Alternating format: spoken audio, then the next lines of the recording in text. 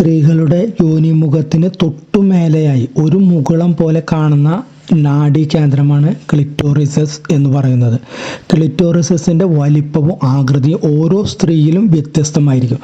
പൊതുവെ 1 ഇഞ്ചിൻ്റെ 1/8 മുതൽ 3 വരെ വലിപ്പമാണ് സാധാരണ കണ്ടുവരുന്നത്. അതായത് പുരുഷലിംഗത്തിൻ്റെ അഗ്രത്തിന് സമാനമായ സ്ത്രീ അവയവമാണ് ക്ലിറ്റോറിസസ് എന്ന് നമുക്ക് ലളിതമായി പറയാം. പുരുഷ ലിംഗാകൃതം പോലെ ക്ലിറ്റോറിസസും ഒരു നാഡീകേന്ദ്രമാണ്. അതുകൊണ്ട് തന്നെ വികാരത്തിൻ്റെ ആനമുടിയാണ് ക്ലിറ്റോറിസ്. അവിടെ ഏൽപ്പിക്കുന്ന സ്പർശവും തഴുകലും സമ്മർദ്ദവും സ്ത്രീയെ കാമപരവശയാക്കും എന്ന് യാതൊരു സംശയവും വേണ്ട. കാമപരവശയാക്കും എന്നത് ഉറപ്പാണ്. 99% സ്ത്രീകൾക്കും രതിമൂർച്ചയ്ക്ക് ക്ലിറ്റോറിസസ് ഉത്തേജനം കൂടിയേ തീരൂ. ലിംഗയോനി സമ്പർക്കം കൊണ്ട് മാത്രം അവർക്ക് രതിമൂർച്ചയോ ലൈംഗിക സംതൃപ്തിയോ ലഭിക്കില്ല.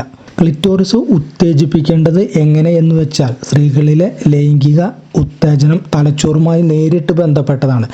ഭാവനയുടെയും വികാരത്തിൻ്റെയും സങ്കലനമാണ് സ്ത്രീ രതി എന്നത്.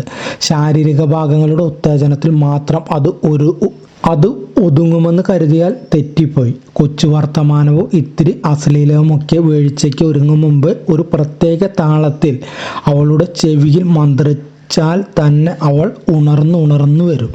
അവളുടെ മേനിയിൽ അവൻ എന്താണ് ചെയ്യാൻ പോകുന്നതെന്നോ അവന് വേണ്ടതെന്നും അവളെ അറിയാൻ എത്ര തീവ്രമായി അവൻ ആഗ്രഹിക്കുന്നുവെന്നുമൊക്കെയുള്ള പ്ലാനും പദ്ധതികളും ഒന്ന് പറഞ്ഞു നോക്കൂ.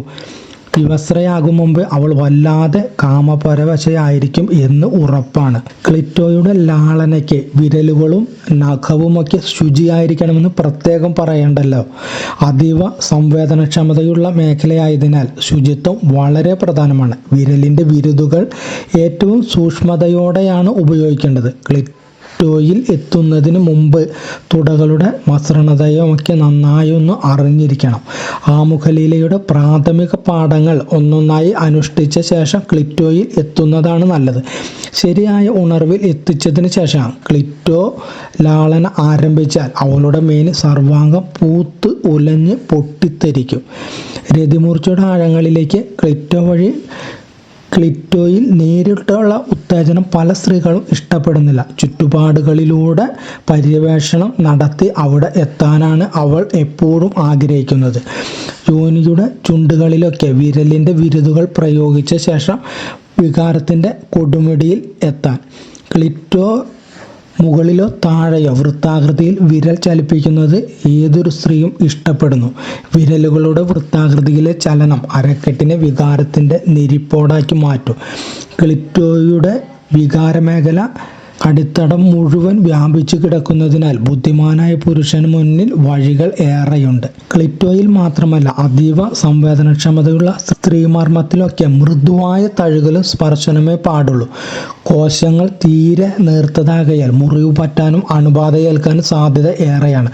മർദ്ദം ഏറിപ്പോയാൽ അവർക്കത് വേദനയുണ്ടാകും. പിന്നെ അവിടെ നിന്ന് ശ്രദ്ധ മാറിപ്പോവുകയും ചെയ്യും. തൂവൽ ഒഴുകുന്നത് പോലെ വിരൽ ചലിപ്പിക്കാൻ പഠിപ്പിക്കുകയല്ലാതെ വേറെ വഴിയൊന്നും പുരുഷനില്ല.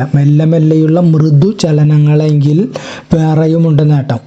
കൂടുതൽ അമർത്താൻ അവൾ നിങ്ങളോട് കെഞ്ചും. വികാരസാന്ദ്രമായ ആ മോഹപ്രകടനം തന്നെ പുരുഷൻ്റെ തന്ത്രം ഏറ്റു എന്നതിന് തെളിവാണ്. സുദൃഢമായ വികാരത്തിനൊപ്പം ആത്മവിശ്വാസമുള്ള പുരുഷനായി ലൈംഗികത കൂടുതൽ സുന്ദരമായി ആസ്വദിക്കാനാകും. ആദ്യമേ തന്നെ അമർത്തി തിരുമ്പി വേദനിപ്പിച്ചാൽ ഈ അനുഭവം നിങ്ങൾക്ക് കിട്ടുകയില്ല.